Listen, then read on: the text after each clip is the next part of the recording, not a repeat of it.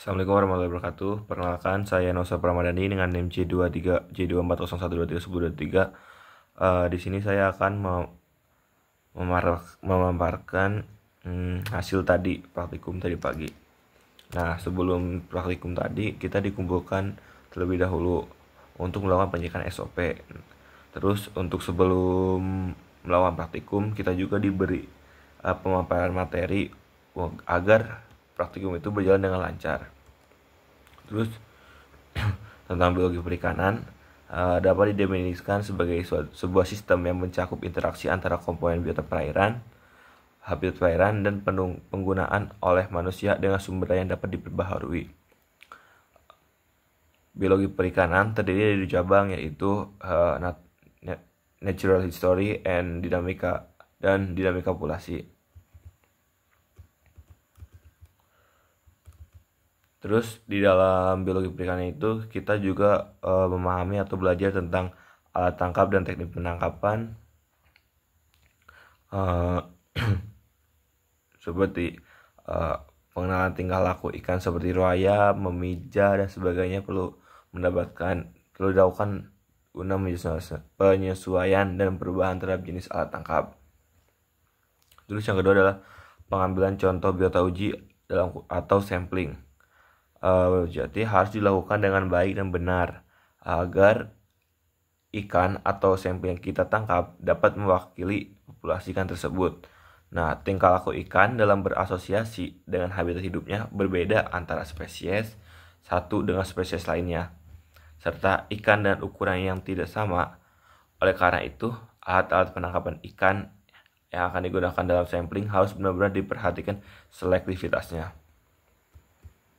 Kemudian terdapat pencatatan data dan pemeliharaan spesimen biota uji. Biota uji atau spesimen yang memerlukan analisis lanjutan di laboratorium harus diawetkan dengan bahan pengawet yang tepat dan disimpan di tempat yang aman.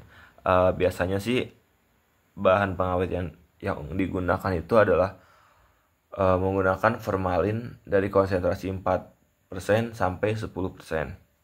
Nah, penyimpanan spesimen awetan awetkan dengan alkohol.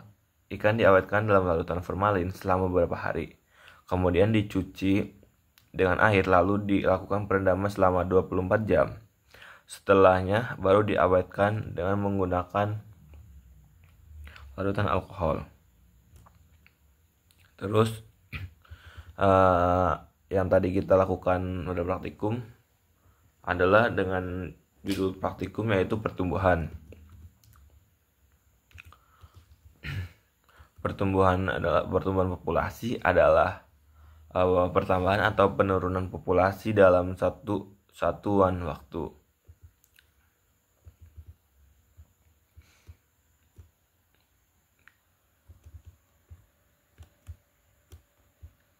Terus dalam dalam praktikum itu pun kita diberi bimbingan sama kakak aspraknya untuk melakukan atau mempraktikkan langsung bagaimana cara mengambil gonad ikan dengan yang benar, terus mengambil usus dan lambung, serta cara menimbang atau ya istilahnya menimbang dan mengukur ikan, panjang ikan yang terdiri dari panjang baku, panjang total, serta panjang cagak dan tinggi ikan. Nah,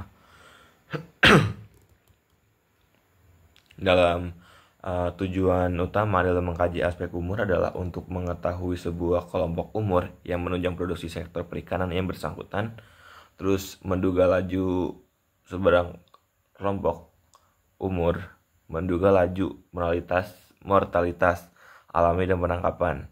Dan yang ketiga adalah menilai tingkat sustaining power dan potensial yield stock tersebut. Tujuan dari pengamatan pertumbuhan ikan adalah untuk mengetahui perkembangan yang dialami ikan melalui analisa parameter panjang, berat, dan morfologi ikan.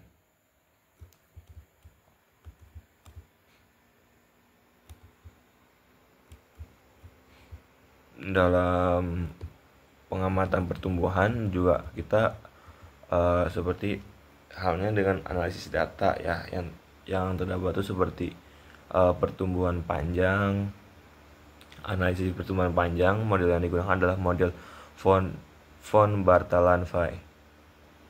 Bartalanffy adalah mengembangkan model terutama untuk mengetahui laju pertumbuhan panjang. Kemudian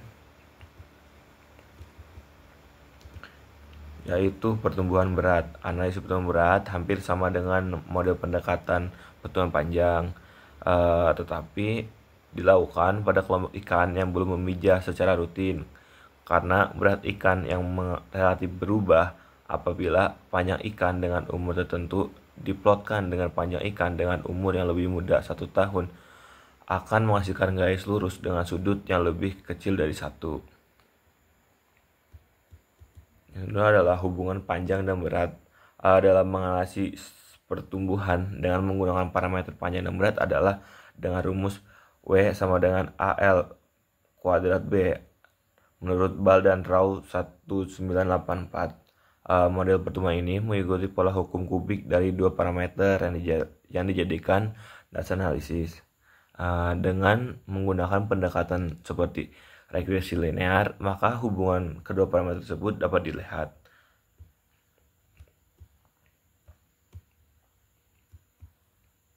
Oh ya, untuk menambahkan yang tadi juga kita dikasih tahu atau ya istilahnya dikasih tahu tentang TKG gonad atau apa ya, seperti halnya kayak golongan-golongan gonad, dan juga kita diberitahu bagaimana cara kita mengetahui jenis kelamin ikan melalui gonad tersebut. Jika gonad berwarna putih atau lebih ke putih, itu adalah gonad dari jenis kelamin ikan jantan, dan untuk jenis kelamin betina memiliki gonad agak kemerah-merahan. Sekian dari saya, terima kasih.